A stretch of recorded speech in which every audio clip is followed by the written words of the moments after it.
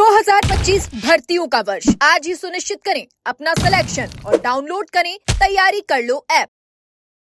नमस्कार, एजुकेशन नगरी में आपका स्वागत है और मैं हूं आपके साथ विनीत। आज हम बात करने जा रहे हैं जेईएन परीक्षा 2025 से जुड़े एक ऐसे मुद्दे पर जिसने हजारों अभ्यर्थियों की उम्मीदों पर पानी फेर दिया है। जी हां, राजस्थान कर्मचारी चयन बोर्ड द्वारा आयोजित जूनियर इंजीनियरिंग परीक्षा यानी जेईएन परीक्षा इस बार विवादों के घेरे में है।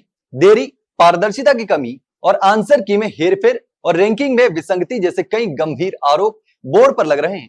दरअसल बांदीकुई से जेईएन अभ्यर्थी रोहित शर्मा ने इस पूरे मामले को लेकर हमारे साथ जानकारी शेयर की और उसी के आधार पर मैं ये वीडियो भी बना रहा हूं।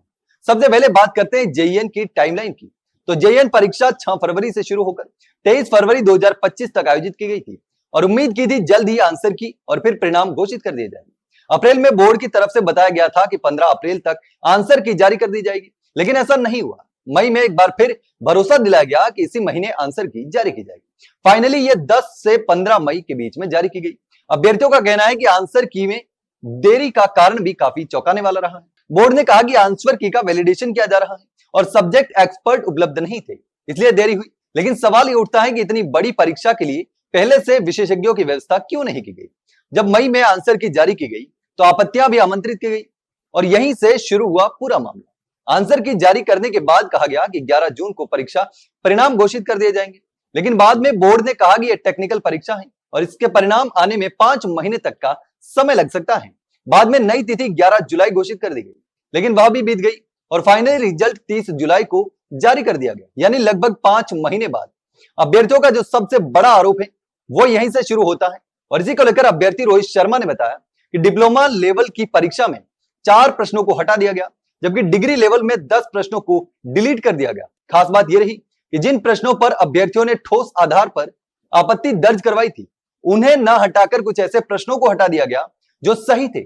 इससे योग्य अभ्यर्थियों के अंक कम हो गए और वे बाहर हो गए। बोर्ड द्वारा जारी की गई आंसर की में पारदर्शिता को लेकर सवाल खड़े हो रहे हैं।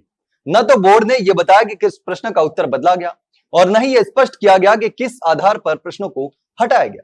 पूरी प्रक्रिया को बेहद गोपनीय तरीके से अंजाम दिया गया, जिससे अभ्यर्थियों के मन में संदेह और ज्यादा बढ़ चुका है। पीड़ित अभ्यर्थियों का कहना है कि आपत्तियों की भी जमकर अवहेलना की गई। कई अभ्यर्थियों ने आईआईटी और एनआईटी के प्रोफेसर द्वारा अनुशंसित पुस्तकों के साक्ष्य पेश किए, लेकिन उनकी बात को नजरअंदाज किया गया। इसके विपरीत ऐसे प्रश्न हटा दिए गए जिन पर किसी ने कोई आपत्ति दर्ज नहीं करवाई थी। यह पक्षपात और संभावित धांधली की और स्पष्ट इशारा करता है। इतना ही नहीं, रैंकिंग में भी भारी विसंगतियां देखने को मिली है। प्रारंभिक आंसर की के आधार पर देखा जाए तो 97 अंक वाले अभ्यर्थी की रैंक 79 आई है, जबकि 85 अंक वाले की रैंक 45 देखी। 80 अंक पर रैंक 260, 77 अंक पर रैंक 522 और 76 अंक पर रैंक 680 तक पहुंच गई। इसी तरह 78.33 अंक वाले की रैंक जो है वो 220 हो गई और 73.33 अंक पर रैंक जो है वो 680 तक पहुंच गई। ये सबसे चौंकाने वाले सवाल हैं और इसी ने सबको चौंका दिया। इतना ही नहीं, जेईएन का सिविल एग्रीकल्चर पंचायती राज की परीक्षा जो 7 फरवरी को हुई थी, उसमें सिविल के पेपर में से 7 सवाल डिलीट हुए। उसमें भी अभ्यर्थियों का आरोप है कि सही सवालों को डिलीट क्यों किया गया। अभ्यर्थी अब आंसर और स्कोर कार्ड जारी करने की मांग कर रहे हैं। इसके साथ ही डीवी की 2 गुना कट ऑफ की लिस्ट भी मांग रहे हैं। इसके साथ ही जो सवाल डिलीट किए गए हैं उसका वैलिड प्रूफ भी मांग रहे हैं। इसके साथ ही उनका यह भी कहना है कि पेपर में अभी भी कई सवाल ऐसे हैं जिसमें 2 ऑप्शन सही हैं और कुछ सवालों में तो मिसप्रिंट है। उनको डिलीट क्यों नहीं किया गया, यह भी बड़ा सवाल है और किस आधार पर रैंक कम ज्यादा हुई उसका भी स्पष्टीकरण मांग रहे हैं। हालांकि अब देखना होगा कि बोर्ड इस मामले को कैसे हैंडल करता है। तो यह था जेईएन परीक्षा 2025 से जुड़ा पूरा विवाद, जो न केवल छात्रों के भविष्य से खिलवाड़ है बल्कि सिस्टम पर भी गंभीर सवाल खड़े करता है। लेकिन आप इस पूरे मामले पर क्या सोचते हैं, कमेंट सेक्शन में कमेंट करके जरूर बताना। वहीं अगर जानकारी अच्छी लगी हो तो वीडियो को लाइक और शेयर जरूर करें और हाँ, चैनल को सब्सक्राइब करना ना भूलें। फिलहाल के लिए इतना ही, जल्द मिलते हैं एक नई जानकारी के साथ। तब तक के लिए नमस्कार।